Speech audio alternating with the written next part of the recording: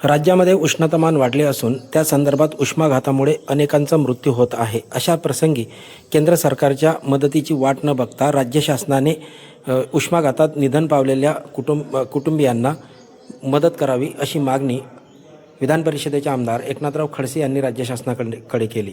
त्याचबरोबर विविध विषयांवर त्यांनी पत्रकार परिषदेत चर्चा केली. बघा हा संपूर्ण व्हिडिओ. राज्यभरामध्ये मोठ्या प्रमाणावर उष्णतामानामध्ये वाढ झालेली आहे आणि संपूर्ण राज्यच अगदी सिंधुदुर्गसारखा तालुका त्यापासून जसे थंड हवेचे ठिकाणं म्हणतात महाबळेश्वर वगैरे सारखे यांच्यामध्येही आता उष्णतामान वाढतं आहे. आणि हा उष्णतामानाचा चटका हा सर्वसाधारण नागरिकांना बसतोय, जनावरांना बसतोय, सर्वत्र पिण्याच्या पाण्याची टंचाई जाणवते आहे. पण सरकारच्या माध्यमातून पिण्याच्या पाण्याच्या टंचाईसाठी काही खास उपाययोजना, टंचाईच्या निवारणासाठी काही खास उपाययोजना अद्याप तरी दिसत नाही. टँकरची मागणी होते पण सरकारकडून टँकर पुरवले जात नाही. पिण्याच्या पाण्यासाठी नंदुरबार, धुळे, जळगाव वगैरे अनेक शहरांमध्ये पिण्याच्या पाण्याचं तूट आहे. तसेच ग्रामीण भागामध्येही आदिवासी वस्त्यांमध्ये दूरवरून पाणी आणावं लागतं, पण अजून तिथे टँकर लागलेले नाही. जनावरं आता घरापासून लांब चारा ज्या ठिकाणी आहे तिथं आता शेतकरी न्यायला लागलेले आहे. सरकारने या ठिकाणी जनावरांसाठी छावण्या सुरू केल्या पाहिजे, चाऱ्याच्या छावण्या सुरू केल्या पाहिजे अशी माझी मागणी आहे. अजूनपर्यंत महाराष्ट्रामध्ये गुरांच्या चाऱ्यासाठी छावण्या सुरू झालेल्या नाही आणि ह्या सर्वदूर सुरू करण्याची आवश्यकता आहे. नाहीतर महाराष्ट्रातील शेतकरी आहे महाराष्ट्र सोडून बाहेर जाण्याच्या तयारीमध्ये आहे. आणि यामुळे आज अशी स्थिती निर्माण झालेली आहे की सर्वसाधारणपणे शेतकरीच नाही तर सर्वसाधारण नागरिक हवालदिल झालेला आहे. त्यामध्ये विजेची टंचाई मोठ्या प्रमाणावर भासते आहे.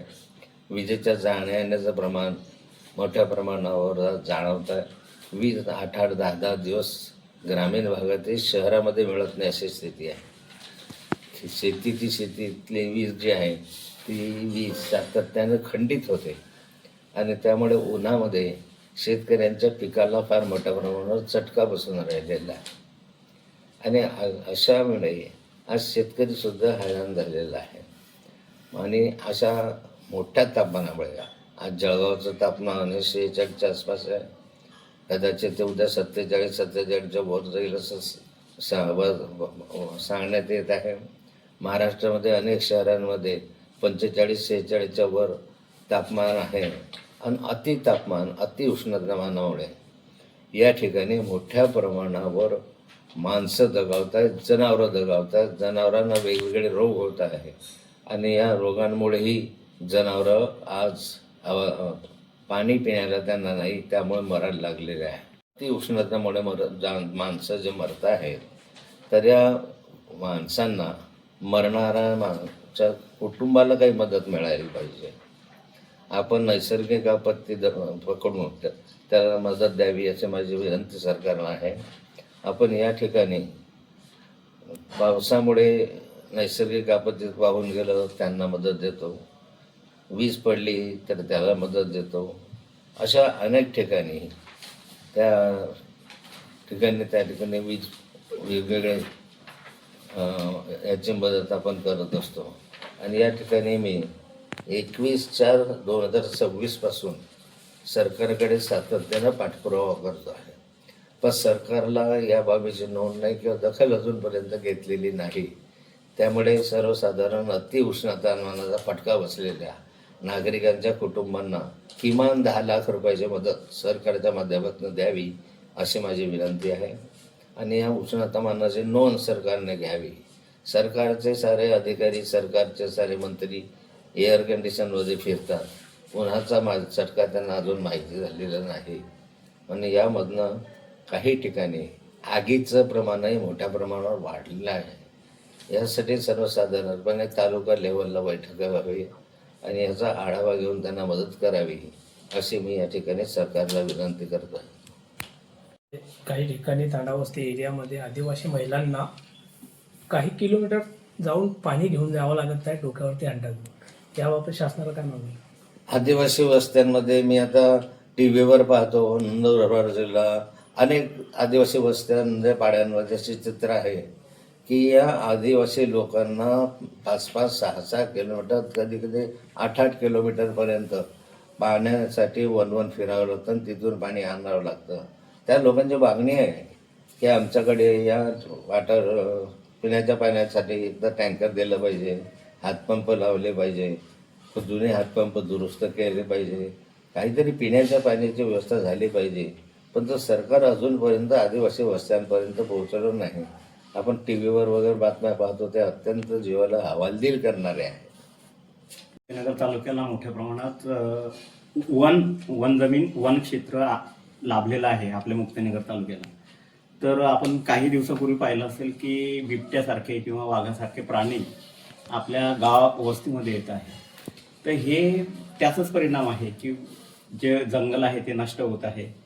जंगलामध्ये प्राण्यांना पिण्यासाठी पाणी नाही आहे, त्यांना खाण्यासाठी काही नाही आहे.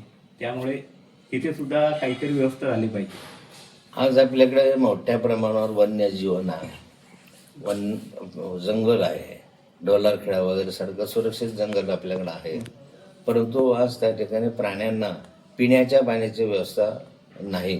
पाण्याची व्यवस्था नसल्यामुळे त्या त्या गावागावामध्ये, आता मुक्ताईनगरमध्ये परवा बिबट्या येऊन गेला. अनेक ठिकाणी आता बिबट्याचं दर्शन आपल्याला झालेलं आहे. आत्ताच घोडसगावच्या बाजूला दलगाव आहे, त्या ठिकाणी एका वाघाने गाईला मारून टाकल्याची घटना घडलेली आहे. म्हणजे हे सारे जंगलामधले प्राणी जे आहेत त्यात आपल्या गावामध्ये यायला लागल्याचे प्रमुख कारण आहे, त्यांना आता पिण्याच्या पाण्यासाठी व्यवस्था नाही आहे.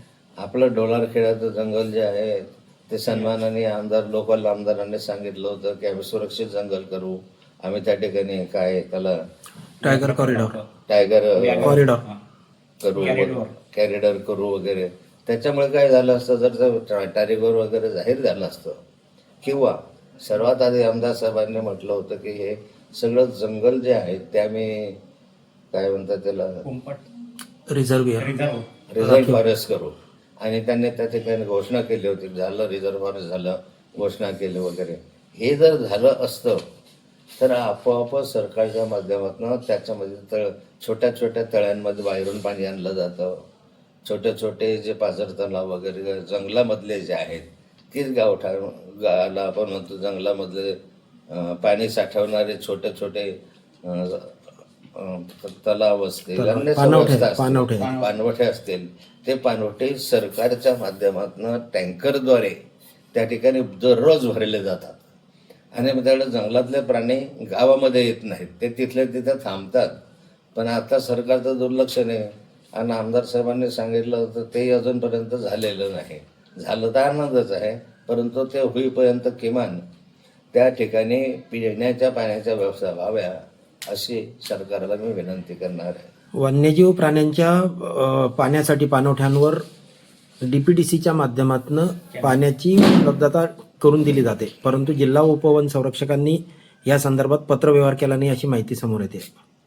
नाही, मला याची माहिती नाही, परंतु DPDCकडनं किती याला निधी दिला जातो. केली, मी आता जिल्हाधिकाऱ्यांना याबाबत माहिती विचारली की किती पैशाची तरतूद केलेली आहे, आणि जर तरतूद केली असेल तर जिल्हाधिकारीचं पण जबाबदारी आहे याच्यामध्ये पुढाकार घेऊन ते काम पूर्ण होणे. आणि आता पुढच्या महिन्यामध्ये जर उन्हाळा वाढला तर जे छोटे छोटे वन्य प्राणी आहेत, ते पक्षी आहेत, ते मरायला लागतील या ठिकाणी. मागच्या काही कालखंडामध्ये हा इतिहास आहे, हे मोठ्या प्रमाणावर इथले पक्षी वारंवार या उष्णतानामुळे दगावले. मग ही परिस्थिती यायच्या आधीच व्यवस्था करणं